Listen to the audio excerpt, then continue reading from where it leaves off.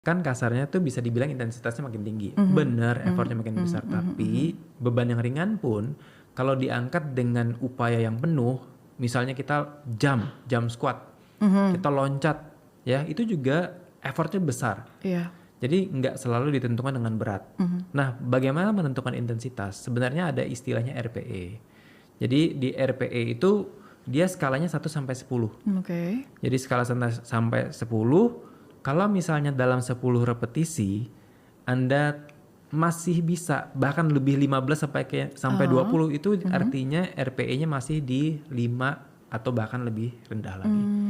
Maka carilah Mmm. yang Anda cuma bisa angkat 10 repetisi. Mhm. Nah, 3 repetisi terakhir itu udah kasarnya itu sudah mulai getar-getar, sudah mulai Mhm, kesulitan, mhm, nah itu mhm. RPE-nya di 7 dan 8. Oke, tapi bicara RPE atau mungkin tadi Rating ya, of perceived exertion namanya.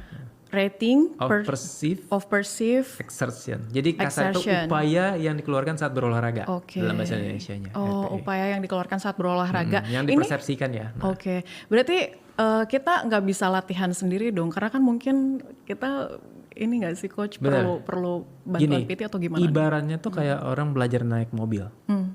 Daripada nabrak-nabrak atau rusak mesinnya, mending dipandu sama yang udah pernah atau I yang sudah ngerti. see. Iya, iya, iya, iya, Supaya iya. nggak banyak errornya. Hmm. Daripada sudah penyok-penyok Iya, mobilnya iya. baru Anda bisa naik mobil kasarnya.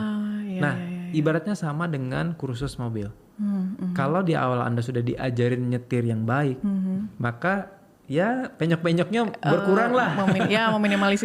Meminimalisasi penyok-penyok cedera, tadi. Iya, iya, iya, iya, iya. minimalisir hal-hal negatif yang Iya. terjadi karena kasarnya keteledoran atau ketidaktahuan Anda Baik. dalam melakukan latihannya. Hmm. Jadi buat saya sih, buat teman-teman yang mungkin ada daya beli atau ada temennya yang udah pengalaman, mending belajar sama mereka. Jangan malu. Kalau ada uang berlebih